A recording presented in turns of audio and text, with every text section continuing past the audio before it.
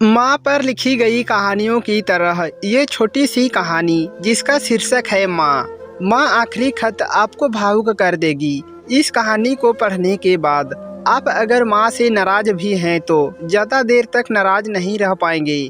आइए पढ़ते हैं कहानी। रात के 11 बज चुके थे। माँ कभी दरवाजे की तरफ देखती तो कभी एक नज़र घड़ी की तरफ। माँ की आंखों में और चेहरे पर चिंता साफ नजर आ रही थी। थोड़ी ही देर में दरवाजे की घंटी बजी। माँ ने काफ़ी तेजी से दरवाज़ा खोला और सामने बेटे मुकेश और बहू पार्वती को देखकर पूछा, इतनी देर क्यों हो गई? मैं कब से तुम्हारी राह देख रही थी। मुकेश कहा, माँ मैं अब छोटा नहीं हूँ, तुम मेरी चिंता मत किया करो। मुकेश घर के अंदर प्रवेश करते हुए बोला, बेटा जितना भी बड़ा हो जाए माँ के लिए छोटा ही रहता है। चलो छोड़ो, हाथ पैर धो लो, मैं तुम्हारे लिए खाना लगा देती हूँ। माँ ने दरवाज़ा बंद करते हुए कहा, माँ जी हम बाहर से खाना खाकर आए हैं, अब खा लीजिए, हम सोने जा रहे हैं। बहू पार्वती ने कहा, लेकिन मैंने तो तुम लोगों की पसंद की खीर बनाई है, आओ थोड़ी थोड़ी खा लो। माँ तुझे एक बार में समझ नहीं आता क्या? तेरी बहू ने कहा ना, हम बाहर से खाना खाकर आए हैं, क्यों परेशान करती है? जा तू खीर खा ले और सो जा, और हमें भी शांति से सोने दे। माँ अकेले कैसे खीर खा सकती थी और उसे बिना खाए नींद कैसे आ सकती थी, क्योंकि बेटे के इंतजार में उसने भी कुछ नहीं खाया था। वह किचन में गई, एक गिलास पानी पिया और अपने रूम में चली गई। सुबह 10 बजे मुकेश की आंखें खुली। बाजू में पार्वती अभी भी सो रही थी। मुकेश हॉल में आया तो लैपटॉप के पास रखी एक चिट्ठी पर उनके नज़र पड़ी।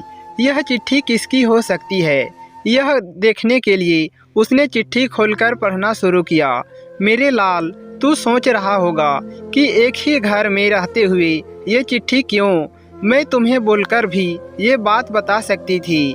हाँ बता सकती थी। अगर तू मेरी बातें सुनना चाहता तो किसी एक्सप्रेस गाड़ी की तरह तू आता है और कुछ ही पलों में निकल जाता है। खैर वो सब जाने दो। कल तुम्हारा जन्मदिन था, इसलिए मैंने खीर बनाई थी।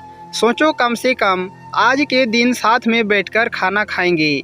मगर मैं यह बात बोल गई थी कि मेरा बेटा बड़ा हो चुका है तो अपने दोस्तों के साथ पार्टी करके खाना खाकर आया।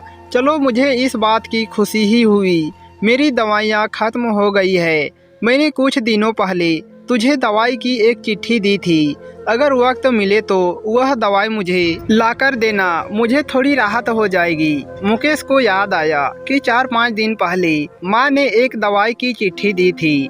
उसने अपने ऑफिस के बैग में जाकर उस चिट्ठी को तलाशा और उसे खोलकर देखा। उसमें लिखा था, मुझे ऐसी दवाई लाकर दो जिसे मैं अपने बेटे को भुला सकूं। मुकेश को रियलाइज हुआ कि मुझसे बहुत बड़ी गलती हो गई है। उसकी आंखें नम हो गई।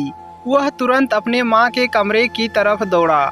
सबसे पहले उठ जाने वाली माँ आज क्यों नहीं उठी थी, देखकर उसे आश्चर्य हुआ। उसने माँ को उठाने की काफ़ी कोशिश की, लेकिन माँ एक गहरी नींद में सो चुकी थी। मुकेश के पास फूट फूट कर रोने के अलावा और कोई चारा नहीं बचा। दोस्तों यह कहने की ज़रूरत नहीं है कि माँ बाप जीवन में कितने मूल्यवान हैं। उनके रहते हुए ही उसकी सेवा करो, उससे प्यार करो। वह चले जाएंगे तो कुछ नहीं कर पाओगे। दोस्तों यह थी आज की स्टोरी। आपको क्या कहना है इस स्टोरी के बारे में? कमेंट करके हमें ज़रूर बताएं। वीडियो को लाइक करें और हमसे जुड़े रहने के लिए हमारे YouTube चैनल को सब्सक्राइब करें। साथ ही घंटी को दबाकर ऑल पर सेट कर लीजिए ताकि हमारे आने वाले वीडियो का नोटिफिकेशन आप तक तुरंत पहुंचे। तो दोस्तों मिलता हूं आपसे अगले वीडियो में, तब तक के लिए धन्यवाद।